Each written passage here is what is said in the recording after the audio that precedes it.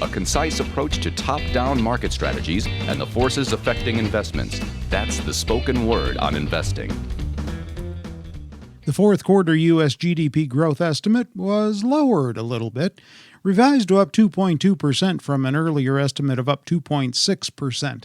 So is this economy here just slowing down, or are we actually stalling out? Our chief equity strategist and economist, John Blank, is here to answer that for us now. John, which is it? It's neither, Terry. The number that's baked into the fourth quarter is real final sales, which is the number that comes for consumers spending on actual goods and services in the economy. That was 2.5%. What you need to understand is something between 0.7% out of 3.2 was inventory building that came out of worry over the president's southern border policies, that he was going to shut the southern border, and this was going to cause a huge delinking of the trade supply chains that go down to Mexico.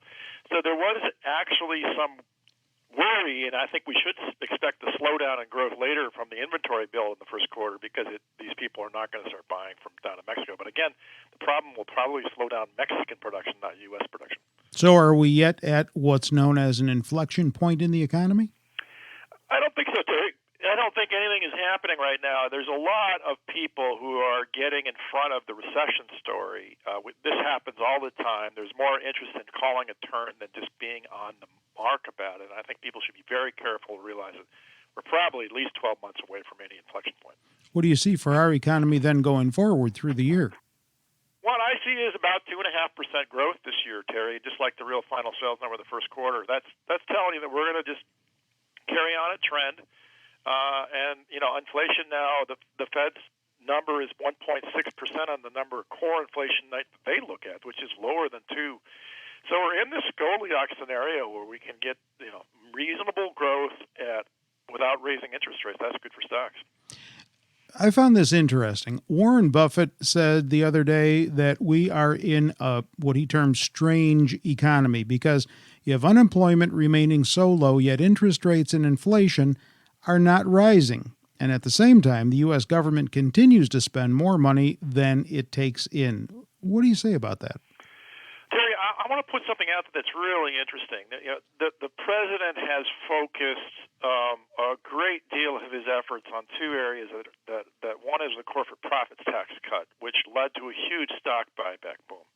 Now Warren Buffett's right. No one had ever seen anything like this. But what it did is it actually liquefied risk assets for equities.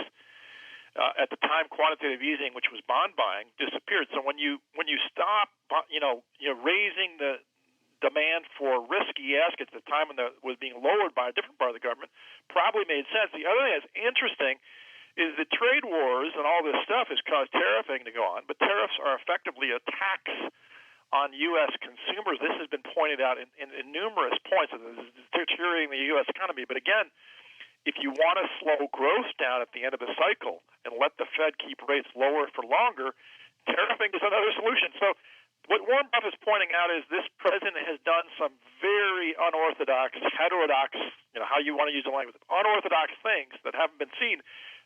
And he didn't expect this motivation or this direction, but at the end of the day, he has slowed the economy and keeping the Fed lower longer, and he's provided liquidity to equity markets when the Fed was stopping. So he's actually synced up with the Fed in an odd sort of way, and I think that's what Warren Buffett's pointing out. You have to really think hard and through the news right now to understand what's going on. Let's talk about tariffs for a minute. Do you see any impact to our economy from the latest word from the president that he may raise tariffs on China? Yeah, this is going to slow growth. I mean, I think people need to understand slowing growth when you have the Fed at no rise in interest is going to have a positive effect on stocks.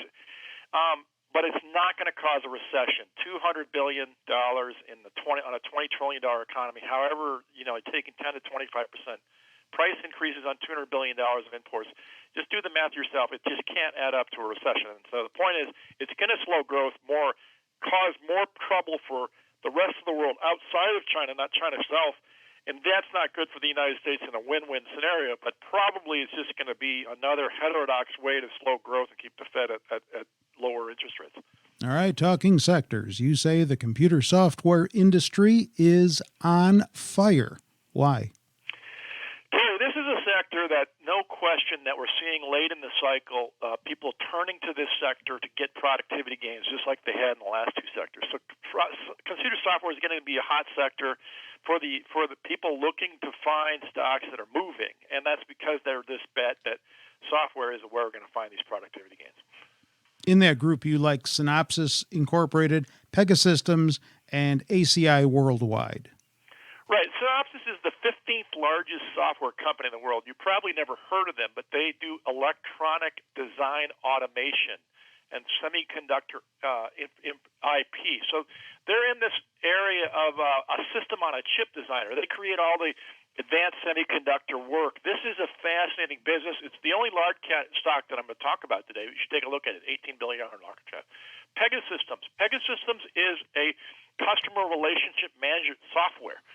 So again, this is CRM. This is improving the productivity of your software, your sales force. Now, ACI Worldwide, again, probably never heard of this. This is a universal payments company. These are the guys that help global retailers execute $14 trillion in transactions with financial institutions. So again, if you look at this as these are the guys who are enabling your sales force, enabling your bank, and enabling your productivity gains in your manufacturers, these are the companies you want to look at.